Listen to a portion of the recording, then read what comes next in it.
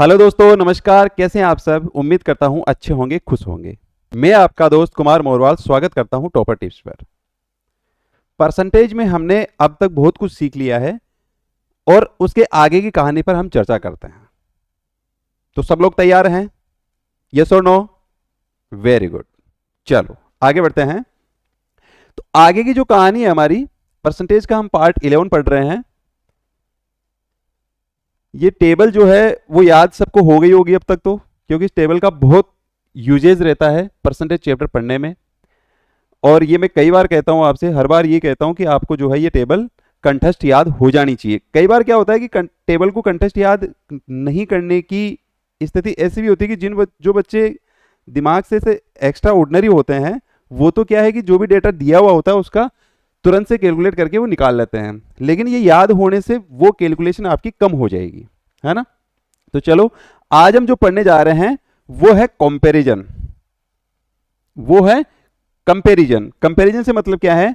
बोले जी तुलना। अब तुलना जो है वो बेसिकली कहां कहां होती है? देखो आप इस बात को समझे कि हम हर टाइप कवर कर रहे हैं परसेंटेज चैप्टर का, तो हम जो है आज की जो टाइप होगी वो क्या है? कंपैरिजन। आज की टाइप क्या है? कंपैरिजन। कंपैरिजन से मतलब है तुलना। कंपैरिजन का मतलब क्या है? तुलना। तुलना जो है वो बेसिकली तीन ही स्थिति में की जाती है। कौन कौन सी? पहली तो आपकी परसेंटेज,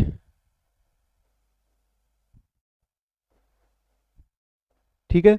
दूसरा आपका रेशियो यानी अनुपात, यह आपका प्रतिशत।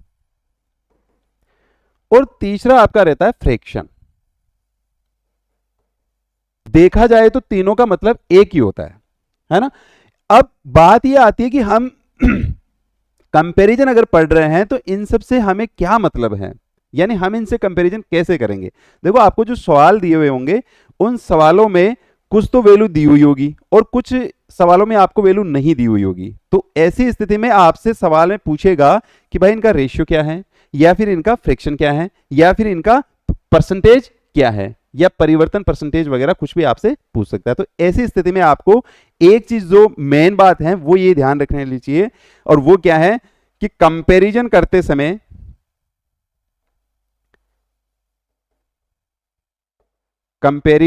समय रियल वैल्यू या यूं कहें फिक्स वैल्यू या यूं कहें कांस्टेंट वैल्यू, कांस्टेंट वैल्यू लेने की आवश्यकता नहीं है। यानी अगर आपको जैसे मान लो क्वेश्चन में ये दे दिया कि भाई 1,89,000 ऐसे कुछ वैल्यू दे दी है ना, और आपसे कह रहा है कि 10% बढ़ रहा है या 20% घट रहा है, तो ऐसी स्थिति में आपको ये रियल वैल्यू लेने की आवश्यकता नहीं है। ये कांस्टेंट वैल्यू है, ये रियल वैल्यू है, या यूं कहें कि ये फिक्स वैल्यू है, इसको लेने की आपको आवश्यकता नहीं है। कैसे नहीं है? एग्जाम्पल से हम समझते हैं। जैसे सवाल ले लेते हैं। अब सवाल में आप देख रहे हैं कि किसी वृत्त की त्रिज्या 25% बढ़ा दी जाए तो इसके क्षेत्रफल में प्रतिशत परिवर्तन ज्ञात कीजिए। प्रतिशत परिवर्तन ज्ञात कीजिए। हमने पहले पढ़ा है कि कंपैरिजन हमेशा किस में होगा? परसेंटेज में होगा, या फिर रेशियो में होगा, या फिर फ्रैक्शन में होगा। तो यहां किस में पूछ रहा है आपसे? प्रतिशत परिवर्तन। यानी किस में पूछ लिया आपसे? परसेंटेज में पूछ लिया। अब देखेंगे आप, किसी वृत्त की त्रिज्या 25% बढ़ा दी जाए तो इसके क्षेत्रफल में प्रतिशत परिवर्तन क्या होगा? क्या आप यह बता सकते हैं कि 25% की फ्रैक्शन क्या होती है? 25% की फ्रैक्शन क्या होती है? बोले जी 1/4 होती है। यह बात सही है? यहां तक किसी को दिक्कत? जब ये 1/4 होती है, इसका मतलब पहले अगर वो 4 थी तो 25% बढ़ गई, यानी 4 का 25% एक और बढ़ गई, यानी अब वो त्रिज्या कितनी हो गई? बोले जी 5 हो गई। अब कितनी हो गई? वो 5 हो गई। बात सही है? यानी जैसे मान लो मैंने दो वृत्त ले लिए, इसकी एक की रेडियस है, मान लेते हैं कि वो 4 है, और इसकी रेडियस क्या है? मान लेते हैं वो 5 है। मान लेते हैं क्या 25% बढ़ा दी, यानी पहले वृत्त की त्रिज्या कितनी थी? बोले जी 4 थी, और अब बढ़ के कितनी हो गई? बोले जी 5 हो गई। तो यानी ये रेडियस और ये रेडियस, ये रेडियस 4 है छोटे वाले वृत्त की, पहले वाले वृत्त की, यानी हम लिख दें इसको बिफोर, और ये आफ्टर। यानी पहले जो है वो त्रिज्या कितनी थी, 4 थी, तो अब वो 25% बढ़ के यानी अब कितनी हो गई, वो 5 हो गई। ठीक है, तो इसके क्षेत्रफल में प्रतिशत परिवर्तन ज्ञात करें। अब आप ये देखोगे कि भाई किसी वृत्त का क्षेत्रफल क्या होता है, एरिया की अगर मैं बात करूं तो क्या होता है, pi r square, pi r square ही होता है। यानी अगर पाई आर स्क्वायर, तो ये बड़ा वाला भी क्या होगा, पाई आर स्क्वायर ही होगा। अब आप ये देखोगे कि हमने ये देखा था कि कहीं भी अगर फिक्स वैल्यू हो या कांस्टेंट वैल्यू हो या फिर रियल वैल्यू हो उसको हम क्या कर देते हैं, उसको हमें लेने की आवश्यकता नहीं होती है। तो क्या यहां ये पाई जो है वो कांस्टेंट वैल्यू है, क्या इसको लेने की आवश्यकता है, नहीं है। अब ऐसी स्थिति में हमारे पास बचा क्या, आर स्क्वायर और आर स्क्वायर, यानी आर स्मॉल आर मतलब छोटे वाले वृत्त की, आर स्क्वायर यानी 4 का 16 हो गया और 5 का 25 हो गया। भाई बड़े वाले की 5 है ना, तो 5 का स्क्वायर करोगे तो 25 हो जाएगा। अब आपसे पूछ क्या रहे हैं, बोले इसका प्रतिशत परिवर्तन ज्ञात कीजिए। अब प्रतिशत परिवर्तन अगर आपको ज्ञात करना है तो आप ये देखोगे कि भाई इनमें डिफरेंस कितने का है, बोले जी डिफरेंस है 9 का, यानी पहले त्रिज्या अगर 16 थी, पहले जो क्षेत्रफल था वो अगर 16 था तो अब वो 25 हो गया, यानी डिफरेंस कितने का हो गया, 9 का हो गया। किस पे हुआ, बोले जी 16 पे हुआ है। परसेंटेज परिवर्तन निकालना है, यानी हम 100 से इसको गुणा करेंगे। तो आप ये देखोगे कि भाई 1/16 की जो वैल्यू होती है वो कितनी होती है, बोले जी 6 से ही 1/4 होती है, 6 से ही 1/4 होती है। तो हमने पहली क्लास में ये पढ़ा था कि भाई अगर आपको इसका मल्टीपल निकालना है तो इसको 9 से गुणा कर दो। भाई 9/16 की वैल्यू चाहिए तो 9 से इसको गुणा करोगे तो 9 6 54 और 9/4, लेकिन ये रियल वैल्यू नहीं होगी। 54 प्लस 9/4 को क्या लिखोगे, 4 दूनी 8, यानी 2 से 1/4, यानी 54 और 2 56, 56 से ही 1/4% जो है वो इसका आंसर आ जाएगा। कहीं है ऑप्शन में, ऑप्शन डी आपका करेक्ट आंसर हो जाएगा। बताओ भाई, आई कोई दिक्कत इसमें, बढ़े आगे, चलो सेकंड क्वेश्चन देखते हैं। क्वेश्चन कह रहा है कि आयत की लंबाई 37.5% बढ़ा दी जाए तथा चौड़ाई 20% कम कर दी जाए, क्षेत्रफल में प्रतिशत परिवर्तन ज्ञात करें। तो अगर मैं आपसे ये पूछ लूं कि भाई 37.5% का मतलब कितना होता है, तो आपका जवाब है जी गुरुजी 3/8 के बराबर होता है। ठीक है, और 20% का मतलब कितना होता है, बोले जी 1/5 होता है। क्या ये बात सही है, क्या ये सही है? तो मान लेते हैं कि आयत की जो लंबाई है इसको मैं बिफोर यानी पहले की ले रहा हूं और ये हमारे पास बाद की आ जाएगी, यानी आफ्टर की हो जाएगी। अगर मान लो आयत की लंबाई 37% बढ़ा दी जाती है, यानी पहले अगर वो 8 थी तो अब वो बढ़ के कितनी हो गई, बोले जी 3 और बढ़ जाएगी, यानी वो कितनी हो जाएगी, 11 हो जाएगी। यानी पहले अगर इसकी लंबाई 8 थी तो अब कितनी हो जाएगी, 11 हो जाएगी। तथा चौड़ाई जो है वो 20% कम कर दी जाए, ब्रिथ जो है वो इसकी 20% कम कर दी जाए। 20% कम करने का मतलब ये हो गया कि पहले अगर वो 5 थी तो अब जो है वो 5 का 20% यानी 1 कम हो जाएगी। कितनी कम हो जाएगी, 1 कम हो जाएगी। यानी पहले अगर इसकी चौड़ाई जो है वो 5 थी तो अब वो कितनी हो जाएगी, बोले जी 4 हो जाएगी। तो अब आप जानते हैं कि क्षेत्रफल निकालना है, तो क्षेत्रफल जो है वो क्या होगा, एरिया क्या होता है, लंबाई इंटू चौड़ाई। अब लंबाई इंटू चौड़ाई करते हैं तो इसको जैसे आप गुणा करोगे कितना आ जाएगा, 40, इसको करोगे तो कितना आ जाएगा, बोले जी 44। तो भाई परिवर्तन कितना हुआ, बोले जी +4 का परिवर्तन हो गया। 4 बढ़ गई ना, तो 4 बढ़ी किस पे, बोले जी 40 पे बढ़ गई, और इंटू 100 निकालना है। 4 एकम 4, 4 दाई 100, यानी 1/10 किसकी वैल्यू होती है, बोले जी 10% की वैल्यू होती है। ये आपका राइट आंसर हो जाएगा। बताओ भाई, आए किसी को दिक्कत यहां तक, नहीं है, बढ़े आगे, चलो। जैसे हम सवाल 3 की ओर बढ़ते हैं तो आप ये देख रहे हो कि किसी वृत्त की भुजाएं 40% बढ़ा दी जाए तब क्षेत्रफल में प्रतिशत परिवर्तन ज्ञात करें, है ना। हमें इसकी रियल वैल्यू से कोई मतलब नहीं है, हमें इसके कांस्टेंट वैल्यू से भी कोई मतलब नहीं है। 40% बढ़ा दी, 40% बढ़ा दी, इसका मतलब क्या हो गया, 40% की फ्रैक्शन क्या होगी, बोले जी 2/5 होगी। बढ़ाई गई है, यानी पहले अगर वो 5 थी तो अब बढ़ा के कितनी कर दी, बोले जी 2 और बढ़ जाएगी, यानी अब कितनी हो जाएगी, 7 हो जाएगी। अगर हम बात करें कि भाई वृत्त की जो है वो साइड जो है वो पहले यानी बिफोर अगर वो 5 थी तो उसके बाद वो बढ़ के कितनी हो गई, बोले जी 7 हो गई। 7 हो गई, यानी पहले अगर वो 5 थी तो 40% बढ़ी है, यानी 5 का 40% कितना हो जाएगा 2, यानी अब जो है वो 5 से कितनी हो गई 7 हो गई। अब आप जानते हैं कि वृत्त का जो क्षेत्रफल होता है वो क्या होता है साइड स्क्वायर, एरिया क्या होगा साइड स्क्वायर। साइड स्क्वायर होगा मतलब कितना हो जाएगा, इस 5 का स्क्वायर करना पड़ेगा यानी 25 हो जाएगा, 7 का स्क्वायर करेंगे तो 49 हो जाएगा। क्या मैं सही कह रहा हूं भाई? डिफरेंस कितने का है इसमें? बोले जी गुरुजी 24 बढ़ गया, ये क्षेत्रफल जो है वो 24 इकाई बढ़ चुका है। अब जैसे ही 24 इकाई बढ़ा, ये बढ़ा तो किस पे बढ़ा? बोले जी 25 पे बढ़ा है। किस पे बढ़ा है? 25 पे। हमें परसेंटेज निकालना है, 25 चौक 100 और 24 चौक 96। 96% जो है वो आपका राइट आंसर आ जाएगा। कौन सा ऑप्शन हो जाएगा? ऑप्शन बी आपका करेक्ट आंसर हो जाएगा। बताओ भाई, अरे बताओ राजा, कोई दिक्कत हो तो बताओ। नहीं है किसी को कोई दिक्कत? बढ़े आगे, चलो।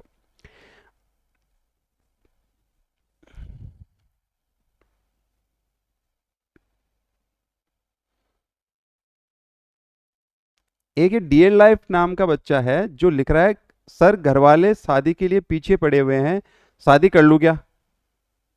हाँ कर लो लाडी शादी तो। लोन और फेरा लेना ही सो रहा है भैया। ई के बाद में आदमी गणचक्री हो अपना रे कौन, क्योंकि शादी बाद में न तो लुगाई टिकवा दे और न ये लोन वाला टिकवा दे। पहले कैरियर वेरियर बना लो, उसके बाद में कर लेना, शादी वादी तो होती रहेगी। आगे बढ़ते हैं। किसी लंबवर्तीय बेलन की आधार त्रिज्या 40% बढ़ा दी जाती है। 40% का मतलब कितना हो गया? कितना हो गया जी? बोले जी 2/5 हो गया। यानी अगर वो पहले 5 थी, आधार की त्रिज्या अगर पहले 5 थी तो अब वो बढ़ के कितनी हो गई? बोले जी 7 हो गई। अब वो बढ़ के कितनी हो गई? बोले जी 7 हो गई। इसकी ऊंचाई जो है वो 37.5% घटा दी जाती है, घटा दी जाती है। यानी 37.5% की फ्रैक्शन क्या होगी? बोले जी 3/8 होगी। यानी अगर वो पहले इसकी ऊंचाई अगर 8 थी तो वो अब घट के कितनी हो गई? बोले जी 5 ही हो गई। 3 घटाना पड़ेगा ना भाई, 8 का 37.5% कितना होगा? बोले जी 3 होगा, तो 3 हमें घटाना होगा, क्योंकि घटा दी जाए तो इसके आयतन में परिवर्तन ज्ञात कीजिए। ठीक है, चलो देखो, अगर मैं बात करूं बेलन के आधार की त्रिज्या, यानी ये r है और ऊंचाई ये आपकी h है। अगर इसकी पहले की हम बात करें तो देखो, पहले आधार की त्रिज्या जो है वो 40% बढ़ा दी जाए, यानी पहले आधार की त्रिज्या कितनी है? बोले जी 5 है, तो वो बढ़ के कितनी हो गई? बोले जी 2 और बढ़ गई, यानी अब कितनी हो गई? वो 7 हो गई। यानी 5 से कितनी हो गई? 7 आफ्टर। 5 से कितनी हो गई? 7 हो गई। हाइट की अगर मैं बात करूं तो 37.5% घटा दी जाए, यानी पहले अगर वो 8 थी तो अब वो 3 और घट जाएगी, यानी 8 का 37.5% 3 होगा, वो 3 घट जाएगी, यानी अब वो कितनी हो जाएगी? 5 हो जाएगी। यानी पहले अगर वो 8 थी तो अब वो कितनी हो जाएगी? 5 हो जाएगी। तो बेलन इसके आयतन में प्रतिशत परिवर्तन ज्ञात कीजिए। अब आप जानते हैं कि इसका वॉल्यूम क्या होगा? वॉल्यूम क्या होगा? बोले जी पाई आर स्क्वायर एच होगा। पाई आर स्क्वायर एच होगा। अब पाई हमें लेना नहीं है, पाई हमें लेना नहीं है, क्योंकि ये तो एक कांस्टेंट वैल्यू है, जो कि हमने पहले ही कह दिया था कि अगर हमें कंपैरिजन करना है तो ये वैल्यू नहीं लेनी है ना, तो पाई हमें लेना नहीं है। अब आर स्क्वायर एच का मतलब कितना हो गया जी? आर का मतलब जैसे हम आर ये रखेंगे, यानी 25, 5 का स्क्वायर 25 होगा, और 25 को आप आर से गुणा करोगे तो 25 × 200। अरे भाई पहले हम आर क्या लेंगे? 5, 5 का स्क्वायर कितना होगा? बोले जी 25, और इंटू एच यानी 8 गुणा करोगे ना तो कितना हो जाएगा? 25 × 200। अब आप ये देखोगे कि भाई 7 का स्क्वायर करेंगे, यहां आर स्क्वायर यानी 7 का स्क्वायर, 7 का स्क्वायर कितना होगा? 49, और इंटू एच, एच कितना है? 5। अब देख लो 9 5 45, 4 और 5 चौक 20 और 4 24, यानी 245 हो गया। 245, यानी पहले इसका वॉल्यूम अगर 200 था तो अब वो बढ़कर कितना हो गया? 245। कितना बढ़ा? तो आपने कहा जी 45 बढ़ गया। किस पे बढ़ा है? 200 पे। परसेंटेज परिवर्तन निकालना है, 100 से गुणा कर देंगे। 2 से 2 कैंसिल, काटोगे तो कितना आ जाएगा? 22 दूना 44, यानी 22.5% आ जाएगा। 22.5% आपका राइट आंसर आ जाएगा। ऑप्शन डी आपका करेक्ट आंसर हो जाएगा। बताओ भाई, यहां तक किसी को दिक्कत? मुझे लगता है नहीं होनी चाहिए। आगे बढ़े, चलो। जैसे हमने सवाल देखा कि भाई यदि एक घनाभ की लंबाई, चौड़ाई और ऊंचाई को क्रमशः 5%, 5% और 20% से बदला जा सके। देखो यहाँ -5% दे रखा है, इसका मतलब इसको घटाया गया है, इसको घटाया गया है लंबाई को, और चौड़ाई को भी घटाया गया है, यानी माइनस का 5% दे रखा है। और 20% से बदला जाता है, तब घनाभ के आयतन में प्रतिशत वृद्धि ज्ञात कीजिए। अब 5% की फ्रैक्शन क्या होती है, देखो अगर आपको सीधे से याद है तो कोई बात नहीं है, बाकी आप ऐसे भी निकाल सकते हो। कितना हो जाएगा, 20×100 यानी 1/20 हो जाएगी, 1/20 हो जाएगी 5% की। और 20% की कितनी होती है, तो आप इस तरीके से निकाल सकते हो 20/100। परसेंटेज का चिन्ह हटाते हैं तो नीचे 100 ही तो लगाते हैं, काटोगे तो कितना आ जाएगा 5, यानी 1/5 आ जाएगा, 1/5 आ जाएगा। तो इसकी फ्रैक्शन आपके पास 1/5 आ गई और इसकी फ्रैक्शन आपके पास 1/20 आ गई 5% की। तो आपसे कह क्या रहा है, बोले जी इसकी लंबाई है, चौड़ाई है और ऊंचाई है एक घनाभ की। अब हम देख लेते हैं बिफोर यानी पहले का और आफ्टर, दोनों स्थिति देखनी है ना। 5% की कमी होती है यानी 1/20 की कमी हो जाती है, यानी ये कहें कि पहले अगर वो 20 था तो अब वो घट के कितना हो गया, बोले जी 1 घट जाएगा, यानी अब वो कितना रह जाएगा, 19 ही रहेगा। पहले अगर वो 20 था तो अब वो 19 ही रहेगा। फिर हम बात करें कि भाई चौड़ाई भी तो 5% घट ही रही है, यानी एज इट इज ये का ये आ जाएगा 20 से 19 हो जाएगा। और ऊंचाई जो है 20% बढ़ रही है, प्लस का मतलब बढ़ रही है, बढ़ रही है का मतलब क्या हो गया कि वो 5 से 6 हो रही है। अगर वो पहले 5 थी तो अब कितनी हो रही है, 6 हो रही है, यानी ये 5 से 6 हो रही है, 5 से 6 हो रही है। ठीक है, अब आपसे पूछ रहा है कि भाई इसके आयतन में जो है वो प्रतिशत वृद्धि ज्ञात करना है, यानी इसका वॉल्यूम क्या होगा। तो वॉल्यूम आप जानते हैं लंबाई इंटू चौड़ाई इंटू ऊंचाई, है ना। तीनों को गुणा करेंगे, 20 को 20 से गुणा करोगे 400, 400 को 5 से गुणा करोगे 4×5 20, यानी 2000 आ जाएगा। ठीक है, और 19 का स्क्वायर कितना होता है, बोले जी 361 होता है। 361 को 6 से गुणा करेंगे तो 6 6 छंग 36, 3 और 36 18 और 3 21, यानी 2166 आ जाएगा, है ना। नई जो परिवर्तन होगा वो। अब बात करते हैं कि भाई इन दोनों का डिफरेंस कितना आया, मतलब पहले आयतन इतना था अब कितना हो गया 2166, यानी बढ़ कितना गया, बोले जी 166 बढ़ गया। कितने पे बढ़ा है, 2000 पे, और इंटू 100, 0 से 0 कैंसिल, 2 से अगर आप काटते हैं तो ये आ जाएगा 283, नीचे 0 बच रहा है, यानी 8.3%, 8.3% आ जाएगा। कहाँ है, ऑप्शन है क्या कहीं, ऑप्शन बी आपका करेक्ट आंसर हो जाएगा। देखा आपने, आपके पास नीचे 10 बचा हुआ था, 10 को हमें काटना नहीं था, क्योंकि 10 का भाग देना इजी होता है कि हम एक संख्या छोड़ के दशमलव लगा लेंगे। तो जैसे इस 2 का भाग दिया 83 आ गया, 83 में मैंने फिर 10 का भाग दिया तो 8.3 आ गया। बात आ गई समझ में। चलो आगे बढ़ते हैं। आगे आप देख रहे हो कि भाई x एक व्यंजक दिया हुआ है x/y², दोनों चरों x तथा y का मान 20% कम हो जाता है, और इसके कारण व्यंजक का मान कितना प्रतिशत कम हो जाएगा। वेरी सिंपल, 20% कम होने का मतलब क्या हो गया, बोले जी इसकी फ्रैक्शन 1/5 होती है। 1/5 जब इसकी फ्रैक्शन होती है, और सवाल में हमसे कहा है कि ये कम हो जाता है, कम हो जाता है मतलब पहले अगर वो 5 था तो 5 का 20% यानी 1 कम हो जाएगा, यानी अब वैल्यू क्या हो जाएगी उसकी, 4 हो जाएगी। अब वैल्यू क्या हो जाएगी उसकी, 4 हो जाएगी। किसमें, किसमें, पूरे व्यंजक में दे रखा है ये x तथा y का मान 20% कम हो जाता है, यानी x का भी कम होगा तो y का भी कम होगा, यानी ये x है और ये y है। अगर मैं इसकी बिफोर की पहले की अगर बात करूं और आफ्टर यानी बाद की बात करूं, तो आप ये देखोगे कि 20% कम हो रहा है, यानी 5 से 4 हो रहा है, और ये भी 5 से 4 हो रहा है। हमें वैल्यू किसकी निकालनी है, बोले जी x/y², यानी x तो सिंपल रहेगा, लेकिन y यानी y की जो वैल्यू रहेगी उसका स्क्वायर करना पड़ेगा। अब 5 का स्क्वायर कितना होगा, बोले जी 25, 25 को आप 5 से गुणा करोगे तो 125। क्या x/y² की वैल्यू यही आएगी, अरे भाई y की जगह हम 5 रखेंगे ना ये, तो 5 का स्क्वायर कितना होगा, बोले जी 25, और x की वैल्यू कितनी है, बोले जी 5, 5 से इसको गुणा करोगे तो 125 ही आएगा।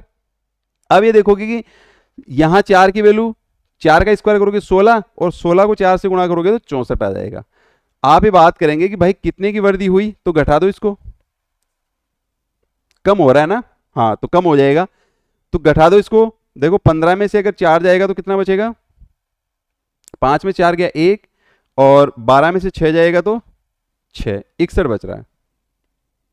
कितने में से, बोले जी 125 में से, और इंटू 100, और इंटू 100 कट रहा है क्या, 25 पंजे 125 और 25 चौक 100, 5 से और काट देते हैं, 5 से काटोगे तो 12 पंजे 60, फिर 5 दूनी 10, गुणा कर दो, 2 चौके 8, 2 चौके 8 और 4, 48.8%, 48.8% आपका राइट आंसर आ जाएगा। ऑप्शन बी आपका करेक्ट आंसर होगा। क्या ये समझ में आया?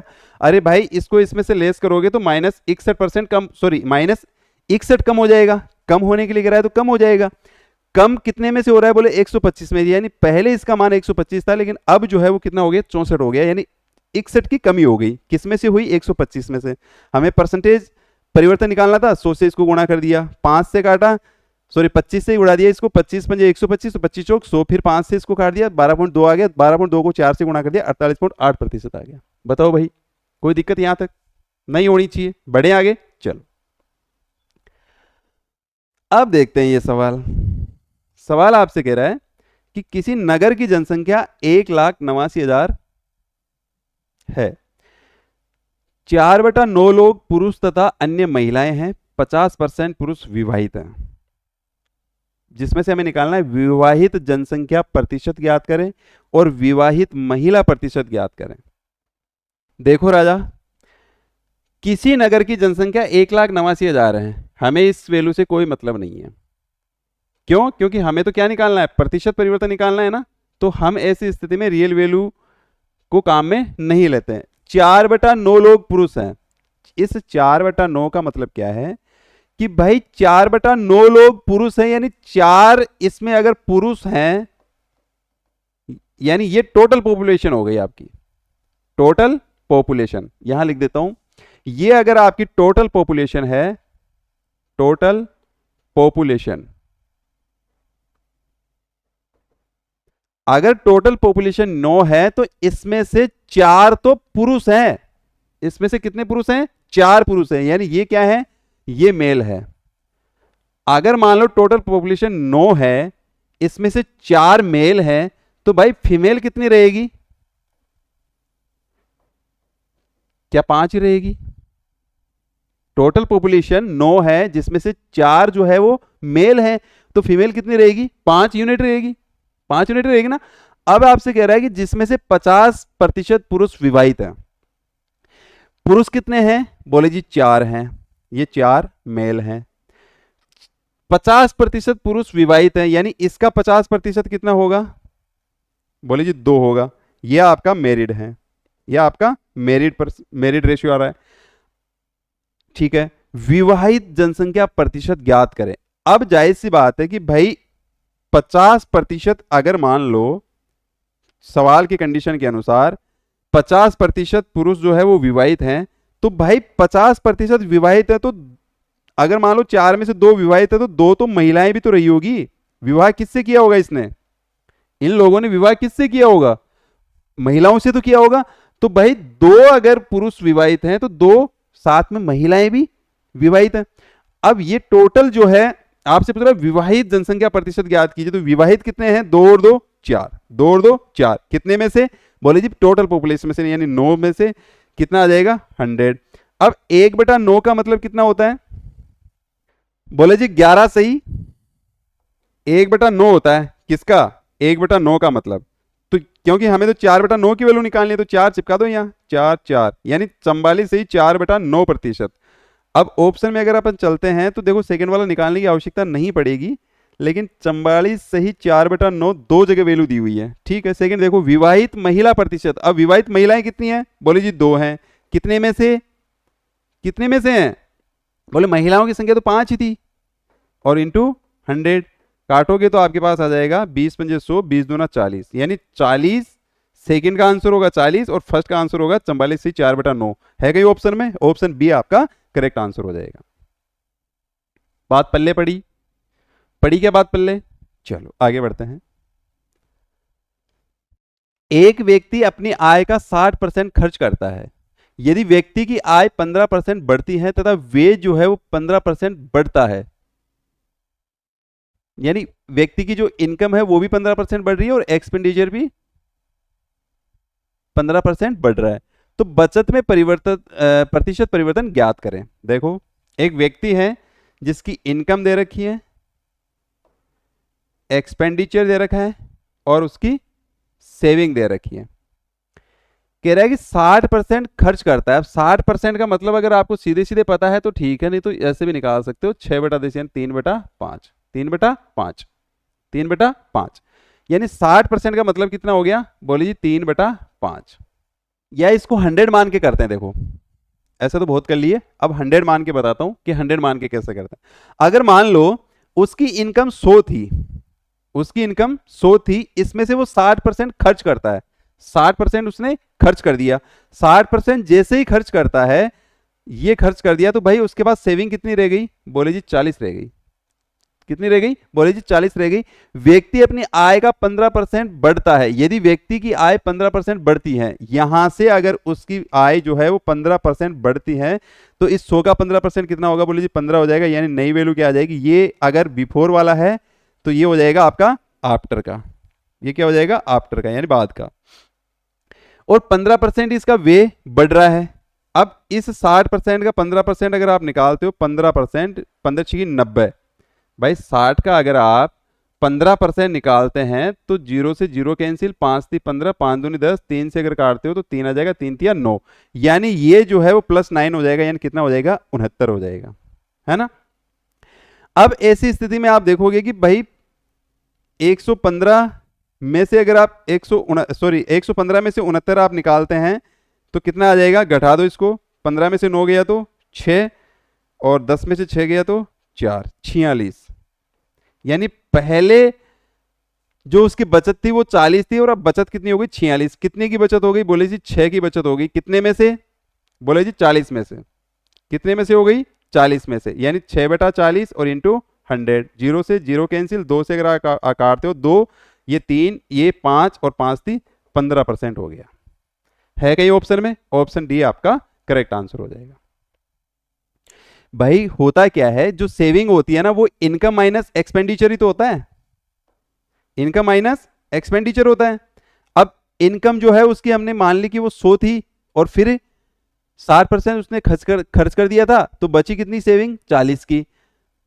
इस 100 का जो है वो 15% इनकम बढ़ जाती है, यानी हमने इनकम बढ़ा दी तो वो कितना हो गया, 115, और यहां जो है वो एक्सपेंडिचर भी बढ़ जाता है, यानी वो कितना हो जाता है, 9, यानी अब एक्सपेंडिचर कितना हो जाएगा, बोले जी 69 हो जाएगा, है ना।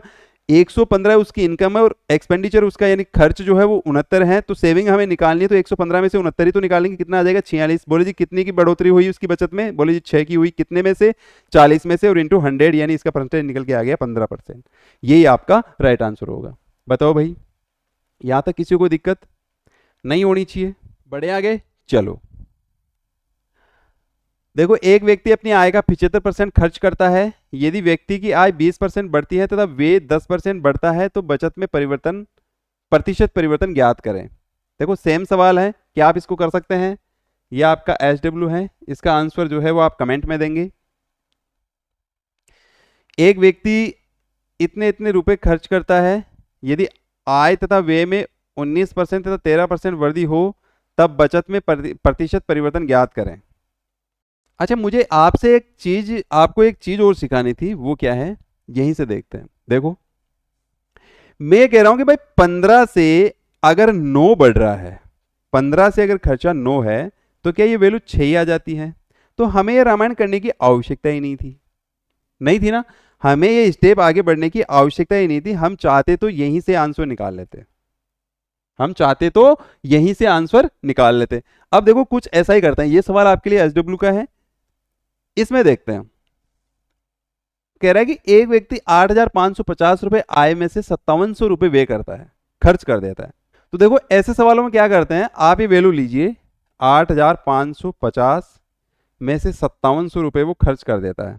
तो सबसे पहले तो आप इसका फ्रैक्शन निकाल लीजिए, हमें रियल वैल्यू से कोई मतलब नहीं है। देखो 0 से 0 कैंसिल, कट रहा है क्या किसी से, कट रहा है, काट दो। 19 से कट रहा है, देखो 19 से 19 चौक 76, 5 और 19 3 57 30, फिर और कट रहा है क्या, 15 3 45 और 15 दूना 30, 15 3 45, 15 दूना 30।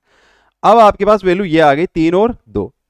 कह रहा है कि आय तथा व्यय में 19% तथा 13% वृद्धि हो, तब बचत में प्रतिशत परिवर्तन ज्ञात कीजिए। देखो ऐसे में इसकी वैल्यू निकालना थोड़ा टफ हो जाएगा, तो हम इसको इजी करने के लिए 100 से गुणा कर देते हैं दोनों तरफ। 100 से जैसे गुणा करोगे तो ये वैल्यू आ जाएगी 300 और ये वैल्यू आ जाएगी 200। अब ये कह रहा है कि आय, ये हमारा इनकम था ना, ये इनकम था और ये एक्सपेंडिचर था, है ना। तो 19% आय में 19% और व्यय में 13%। आय में जो है वो 19% की वृद्धि हो रही है, यानी माइनस का 19% करेंगे तो आप देखोगे 300 का 19% 57 ही होगा क्या? अरे भाई 300 गुणा 19/100, 20 से 20 कैंसिल होनी थी 57, तो 57 अगर आप ऐड करोगे तो 357 नहीं आ जाएगा। और यहां से अगर हम बात करें कि 200 का 13%, 13% की व्यय में 13% की तो वृद्धि हो रही है, 13% की अगर आप वृद्धि करते हो तो 13%, ये माइनस नहीं करेंगे प्लस ही करेंगे, इसको ऐड हो रहा है ना, और ये 13% जो है बढ़ रहा है, यानी 13%, इसका 13 दूना 26 हो जाएगा। 200 का 13%, 13 दूना 26, 26 हो जाएगा, यानी कितना हो जाएगा 226। अब 357 में से अगर आप 226 घटाते हैं तो कितना आ जाएगा? 1 और 5 में से 2 गया 3 और ये 131, 131। ये वैल्यू कितनी आ जाएगी बोले जी? 131 आ जाएगी। तो यहां हम निकाल देंगे इसका find the percent change in saving. ये कंजप्शन आ जाएगा आपका, इसका वो कितना आ जाएगा बोले जी? पहले ये 200 था लेकिन अब ये 226 हो गया, पहले ये 300 था लेकिन अब ये 357 हो गया, यानी कितना बढ़ गया बोले जी? 131, 131। या यूं कहें कि यहां से लेस कर देते हैं, 300 में से 200 जाएगा तो 100 और 357 में से 226 जाएगा तो 131, 131। कितना बढ़ा बोले जी? 31। कितने पे बढ़ा बोले जी? 100 पे बढ़ा है, और इंटू 100। अब परसेंट हमेशा 100 पे निकालते हैं तो ये निकालने की तो आवश्यकता नहीं है। कितना आ जाएगा? 31%। कितना आ जाएगा? 31%। अब जो पहले वाले क्वेश्चन में मैंने ये कहा था कि हमें इतना आगे बढ़ने की आवश्यकता ही नहीं है, अगर आप ये देखोगे कि भाई 57 और 26 के बीच का गैप कितना है, तो भी कितना आएगा? 31 ही आएगा। तो यही आपका राइट आंसर हो जाएगा। ऑप्शन कौन सा हो जाएगा? ऑप्शन बी आपका करेक्ट आंसर हो जाएगा। आगे देखते हैं, सेम सवाल है, ये आपके लिए SW है, इसको आप करेंगे और इसका आंसर जो है वो कमेंट में आप देंगे। आगे का सवाल देखते हैं। चीनी का दाम जो है वो 16 से ही 2/3% बढ़ जाता है तथा परिवार की खपत जो है 20% कम हो जाती है। कुल खर्च में प्रतिशत परिवर्तन ज्ञात कीजिए। चीनी का जो दाम है ना वो 16 से ही 2/3%। अब 16 से ही 2/3% की फ्रैक्शन क्या होगी? तो आपका जवाब है जी गुरुजी इसकी फ्रैक्शन जो है वो 1/6 होगी। कितनी होगी? 1/6। और 20% की फ्रैक्शन क्या होगी? नहीं निकालना आता है तो निकाल दीजिए, 20/100 करोगे, 0 से 0 कैंसिल, 5 आ जाएगा, यानी 1/5 आ जाएगा। ठीक है। और वैसे आप सीधा याद भी रख सकते हो कि 20% की फ्रैक्शन क्या होगी? 1/5 होगी। अब कह रहा है कि कम हो जाती है, 20% कम हो जाती है, यानी पहले अगर उसकी वैल्यू 5 थी तो अब वो घट के कितनी हो गई बोले जी? 1 घट जाएगी, तो वो कितनी हो जाएगी बोले जी? 4 हो जाएगी। कुल खर्च में प्रतिशत परिवर्तन ज्ञात करें, यही हमसे पूछ रहा है। अच्छा, एक बच्चा लिख रहा है सर पहले वाले क्वेश्चन में हमने गलती करी है। क्या गलती करी भाई? अच्छा, ये कंजप्शन नहीं है भाई, ये सेविंग है। क्या है ये? सेविंग है। ये जो है वो क्या है?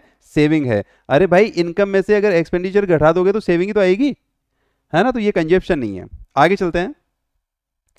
हाँ, इसमें हम बात कर रहे थे कि 1/6, 16 से 2/3% की वैल्यू 1/6 होगी, और इसकी खपत जो है ये रहा कंजप्शन। कंजप्शन ये है, ये जो है वो 20% कम हो जाती है। कम हो जाती है मतलब पहले अगर वो 5 थी तो कम होके कितनी हो गई? अब 4 हो गई। एक वैल्यू कम हो गई ना, तो हम क्या करेंगे?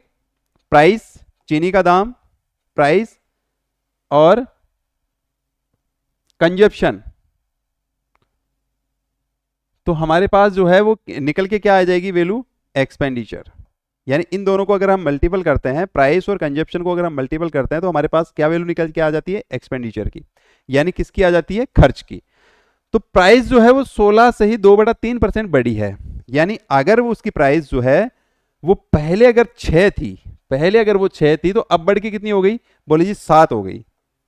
एक बढ़ गई ना, वो कितनी हो गई? 7 हो गई। और कंजप्शन जो है वो 20% कम हो रहा है, यानी खपत जो 20% कम हो रही है, यानी पहले अगर वो 5 थी तो अब घट के कितनी हो गई बोले जी? 4 हो गई। तो एक्सपेंडिचर क्या होगा? मल्टीपल कर दो 30 और ये 7 चौक 28, यानी कितने की कमी हुई बोले जी? 2 की कमी हो गई। कुल खर्च में जो है वो 2 यूनिट की कमी हो गई। कितने में से हुई बोले जी? 30 में से हो गई, और इंटू 100 कर दो, 20 में अगर आप 3 का भाग देते हैं तो कितना आ जाता है, 3 6 18, 2 बच जाएगा 3, 6 से ही 2/3% आपके पास राइट आंसर हो जाएगा। ऑप्शन कौन सा हो जाएगा, ऑप्शन डी आपका करेक्ट आंसर हो जाएगा। बताओ कोई दिक्कत यहाँ तक नहीं होनी चाहिए, आगे बढ़ते हैं। एक सिनेमा हॉल दे रखा है कि टिकट की बिक्री पर 57.5% बढ़ जाती है तथा मूल्य जो है वो 16 से 2/3% बढ़ जाता है। कुल आमदनी में प्रतिशत ज्ञात कीजिए। क्या ये वही सवाल है जो हमने पहले किया है? तो ये आपके लिए SW है, इसका भी आंसर आप कमेंट बॉक्स में फेंक के मारोगे। आगे चलते हैं। एक व्यक्ति किसी संख्या को 3/5 के स्थान पर 7/4 से गुणा कर देता है, परिणाम में प्रतिशत परिवर्तन ज्ञात कीजिए। देखो अच्छा सवाल है। एक व्यक्ति किसी संख्या को, मान लो वो संख्या क्या है, ये है, मान लो वो संख्या क्या है, ये है, उसको जो है वो 3/5 के स्थान पर 7/4 से गुणा कर देता है। पहले वो 3/5 से गुणा कर रहा था, लेकिन मिस्टेक ये हो गई कि उसको करना तो 3/5 से था, लेकिन वो गुणा किससे कर देता है, बोले 7/4 से कर देता है। परिणाम में प्रतिशत परिवर्तन ज्ञात करें। अब देखो हमें वो संख्या ऐसी वैल्यू ले लेनी है जो इससे और इससे कटे। अब ऐसी स्थिति में जब इन दोनों से अगर काटना हो तो हम एलसीएम लेते हैं, और इन दोनों का एलसीएम कितना आ जाएगा, बोले जी 20 आ जाएगा। तो वो संख्या क्या होगी, 20 होगी। यहां भी वो संख्या क्या होगी, 20 होगी। काटोगे अगर आप तो ये आ जाएगा 4, यानी 4 3 12, और इससे अगर आप काटोगे तो आ जाएगा 5 5 7 35, 5 7 35। तो कितने का डिफरेंस आया, बोले जी 23 का आ गया, 23 का आ गया। अगर वो 3/5 से और 3/5 की जगह 7/4 से गुणा करता है तो डिफरेंस कितने का आया, बोले जी 23 का आ गया। कितने में से आया, बोले जी 12 में से आया, और इंटू 100। अगर आप इसको 2300 न मान के 2400 मानते हो तो देखो 2400 में भाग चला जाएगा 12 का कितनी बार, 2 बार चला जाएगा। लेकिन क्योंकि 2400 है नहीं, इसलिए क्या करना पड़ेगा, घटाना पड़ेगा। और घटाएंगे कितना, 1/12। और 1/12 की वैल्यू क्या होती है, देखो 2 की तो वैल्यू कितनी होती है, 200% होती है, और 1/12 की वैल्यू कितनी होती है, 8 से 1/3%। जैसे आप इसको घटाओगे तो 8 घटाओगे 191 और 2/3%, 191 सही 2/3% है कई ऑप्शन में, ऑप्शन ए आपका करेक्ट आंसर हो जाएगा। ठीक है, चले आगे बढ़ते हैं। सेम सवाल है, ये आपके लिए SW है, इसका आंसर भी आप कमेंट बॉक्स में फेंक के मारोगे। तो मैं उम्मीद करता हूं कि आज की क्लास बहुत अच्छी लगी होगी, और आगे की क्लास में पढ़ेंगे इलेक्शन, इलेक्शन यानी चुनाव। इससे जस्ट आगे हम पढ़ेंगे इलेक्शन, चुनाव। ठीक है ना, तब तक के लिए धन्यवाद, नमस्कार।